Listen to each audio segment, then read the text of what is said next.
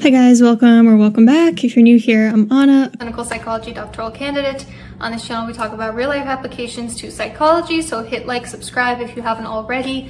Today, we're talking about the core of anxiety and its antidote. Little disclaimer, this is not meant to fix anxiety magically. There is no such thing. This is more so just a few cognitive exercises to get you to decatastrophize and also to give you some perspective on the way you think about anxiety.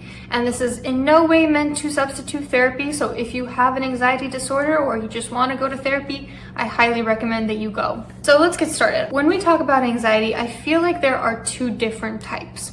There's anxiety about a specific thing, like snakes, public speaking, etc. And then there's anxiety about the uncertainty of the future. So today we'll be talking about the latter. The former is important too. If you want in on a little secret, the antidote to that type of anxiety is just exposure. But that's not what this video will be about. We'll be focusing more on fear of uncertainty and fear of the future because it's uncertain. So at its core, I feel like anxiety about uncertainty of the future is just our own lack of self-trust. We do not trust ourselves enough to cope with difficult circumstances in the future. Maybe we had experiences in the past or growing up where we weren't safe or protected by others in the way that we should have been, where we learned that the world is a scary and dangerous place and that we have to be hypervigilant if we are to survive it. Really, our mind is trying to protect us. It assumes that if there's some sort of uncertainty, the worst case scenario will happen because it wants to make sure that we're prepared in case the worst case scenario does happen.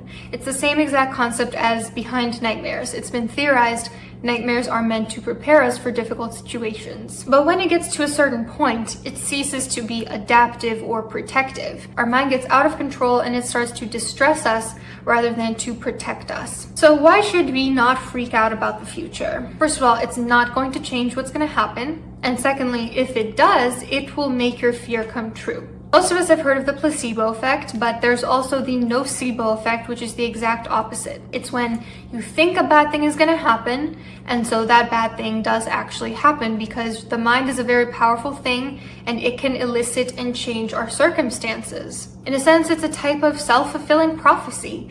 You might fear that you're going to be such a terrible leader at this new job, and you start to behave in such a defensive way where your peers start to not like you. They start to think that you're actually not a good leader, and then boom, your prophecy is fulfilled. The bad thing actually did happen, and you were the architect of creating it. Oftentimes, people with illness anxiety, previously known as hypochondria, also tend to experience the same thing. Someone might be perfectly healthy, but they fixate on specific symptoms, and suddenly that can actually cause actual physical illness. For instance, if you are fixated on your hairline and you think, oh my goodness, I think it's thinning, you might actually stress yourself out to the point where your hair actually does start to fall out. Also, the relationship between the immune system and stress is very well corroborated. We know that the more you're stressed out, the more your immune system's down. So for instance, if you are very, very scared of contracting a disease, that stress is going to lower your immune system, going to make you more prone to diseases, ulcers, the list goes on. Fear of abandonment is another really great example. You fear being abandoned, so you might behave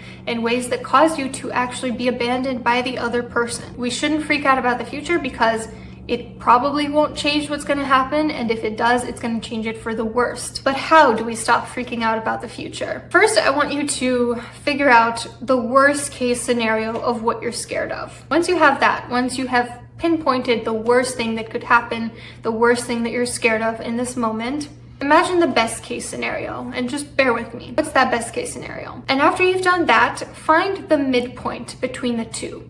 What is the midpoint between the worst case scenario and the best case scenario? And after you've done that, waiting to make sure you've done it, we'll call this midpoint the most realistic case scenario, statistically speaking. Now you may be wondering, but I think the worst case scenario is actually the most realistic. To which I ask you, why are you automatically assuming that? That is not the most realistic case scenario, despite your mind trying to convince you of it. Maybe the worst case scenario has happened for you in the past, but that doesn't mean it'll happen in the future as well. So once you've identified the most realistic case scenario, assume that that is what is going to happen. It might not always be true. Sometimes it might be closer to the best case scenario, sometimes it might be closer to the worst, It does not matter. We cannot operate as if the worst thing is going to happen. And if you're struggling to believe that most realistic case scenario, put your thoughts on trial. What evidence does the prosecution versus the defense provide? So the prosecution being, this thought is not true, this thought is telling you a lie. The defense being, this thought is absolutely true. What is the evidence for both? Because you may find there's actually not a whole lot of evidence to support the idea that this bad thing is going to happen. If you look at things like historically what has happened, or if you look at what the facts of the situation say, you might find you're actually catastrophizing. But here's the true antidote to this type of anxiety in my perspective. Know that even if the worst possible thing happens, you will be able to handle it. In essence, what we're doing here is decatastrophizing. I recently read Man's Search for Meaning by Dr. Viktor Frankl. He was a Holocaust survivor and a psychologist who created something called logotherapy, which is the therapy of finding meaning. And he spoke about the wonders that the human mind and body can endure and tolerate. I mean, if you think about what he's gone through, it's absolutely stunning what humans can tolerate, what humans can survive. And he talks about how there are 3 ways to find meaning in your life: by creating a work or doing a deed, such as making art or working or volunteering; by experiencing something or encountering someone, such as enjoying beauty, looking at nature, experiencing love; or by taking a resilient attitude towards unavoidable suffering. Essentially, what today we call distress tolerance. It's the same reason why I love gratitude as a mental health exercise, because no matter how bad things get, the human mind can always find something to be grateful for. Frankl mentioned how even at the concentration camps, the beauty of nature and music was augmented. It became fiercely intense despite of the horrible conditions that he was going through. No matter how bad someone has it, there's always something to be grateful for. And so there is almost nothing in this world that you cannot survive. Lose your job? What is that worst case scenario? You go on unemployment for a while, you're still able to work on your self-improvement during that time, you have meaningful relationships still, you enjoy your hobbies, and eventually you find another job. It is not the end of the world. You get dumped? Maybe the worst case scenario there is this was the person for you and it'll be really hard to get over them, but eventually you'll forget about them, maybe even meet someone else who's a really good fit for you. Lost all your friends and were shamed by society? Worst case scenario, maybe you live alone, but you start to enjoy solitude, you invest in creativity, you're still able to live off of your wage, you're still able to meet new people somewhere new. Again, even if you lose almost everything, you can still rebuild and there will still be things to be grateful for. And again, it's not that these worst case scenarios are going to happen. It's just an exercise to help you realize that even if they do happen, you will still have something to live for and your life will go on and you'll probably be even stronger than before. Frankl talks about transforming a personal tragedy into a triumph.